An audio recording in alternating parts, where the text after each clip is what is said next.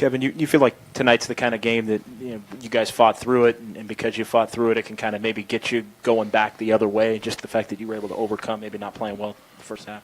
Fought through. Just not playing well maybe in that first half. Yeah, I know a lot of people expect us to be great every night, and that's a great standard to set. But some nights we're gonna be in a slugfest. Some nights we're gonna struggle to score. Some nights we're gonna turn the ball over. I don't think it's something that we should all be up in arms about. But once we start struggling, we can't get in our own way. We just got to keep playing. I think tonight we did a good job of just playing off our instincts and not worrying about if we make a mistake. When we make one or two mistakes, we start trying not to make a mistake the next play instead of just playing. You know what I'm saying? So tonight we just played off our instincts. Guys did what they did best, which is play their games, and we came out and got a solid win. Kevin, but how much fun is that when you do start rolling and the dunks are coming and the ball's moving and you're getting transition points after stops? And it does look a little more like the team we're used to seeing. Yeah, like I said, it's not going to be that way all the time.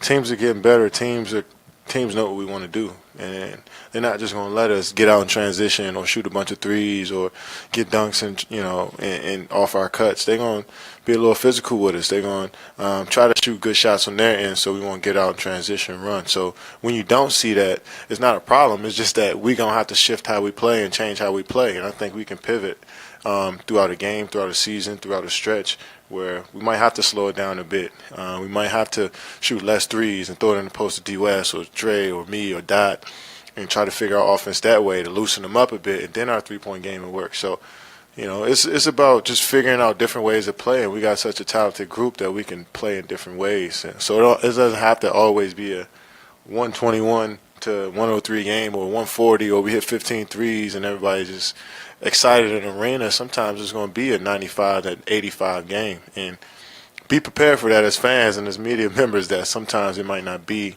the fast-paced game that we want, but that's what makes us a great team. We could play either way. Kevin, what did you take away from Bob's message to you guys at Shoot Around, just about the whole technical issue and all that? Just play the game. Just worry about each possession and trying to be the best we can each possession, trying to win possession. And we did that tonight. And that's a step in the right direction, and that'll make up for a lot of problems if we just worry about trying to win each possession no matter what. And guys flew around tonight. We got stops. We blocked shots. It felt like we got back to getting our hands on basketballs, helping out a little bit more, getting steals. So when we do that, we don't have enough time to even worry about refs when we're doing that. So it was good. It was good to hear that, and guys took it to heart and went out there and tried to apply it. Clay said that today on his birthday he kind of has put some thought into the journey of what it took to get to where he is. What's it like to play alongside him? It's an honor, it's a joy to play alongside Clay. He's one of those guys that just loves to play the game. Basketball is enough for him. Everything else really doesn't matter, and that's contagious. When you see a guy that just loves to play, you start to think about why you started to play. And it's good to have a guy like that on your team. And he just makes us go. And when he's hot, he makes us go. When he's defending that way, he makes us go. And it's tough to stop us when he's really engaged and locked in. And he's been that way since I've been here.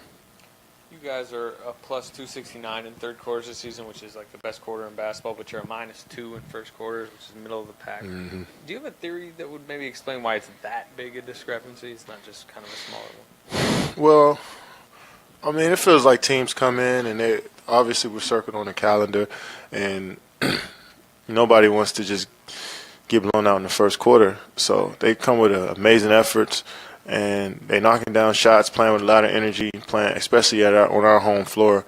I feel like a lot of teams play with house money. The coach says that a lot. They're playing with house money. They want to beat us, and they want to make it a game. So in the first quarters, they give us their best punch, and sometimes we take it, sometimes we don't do a good job of it. But I think over time, it's just we continue to wear them down with how we play and switching and up and down pace, and after a while, some of those shots that were going in the first quarter, they start to rim out in the second and third. So we just gotta stay with it and know that we can't win games in the first quarter. And the third quarter, we do a good job of in halftime making adjustments and sticking with our game plan, and some of those shots just start to come out the rim.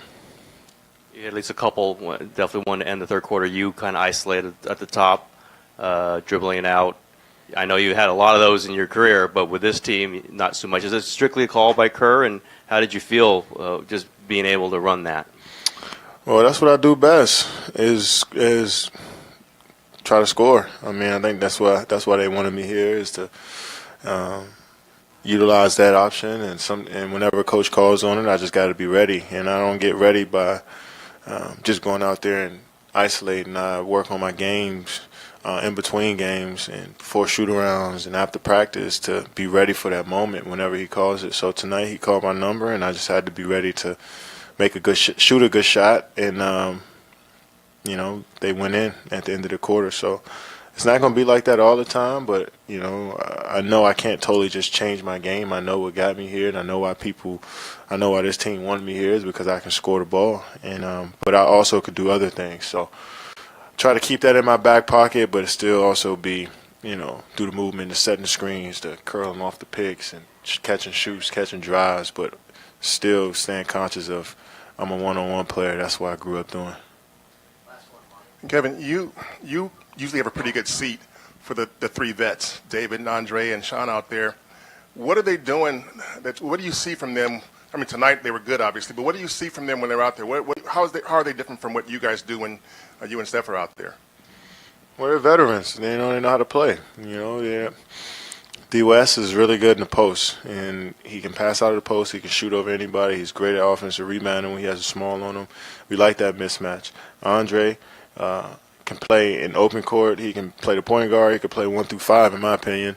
So, it's just smart basketball players. Sean can pretty much post up anybody and shoot over anybody. His mid-range is incredible. So they just add a different dynamic to our team. Obviously, we like to play the fast pace, shoot a lot of threes, shoot a lot of jump shots, and open the floor up that way. But those guys can play through the post and open it up for us in a different way. So you get two different type of teams when you see those three guys out there, and they just make us better. Great leaders out there for us as well. When things are getting a little wacky, you hear Sean, Dre, and D. West talking to us and letting us know what they see from the bench, and it definitely helps the guys on the court out. So we're grateful to have them, and they've made me better. They've made the rest of the team better as individuals, and we're gonna need them going forward.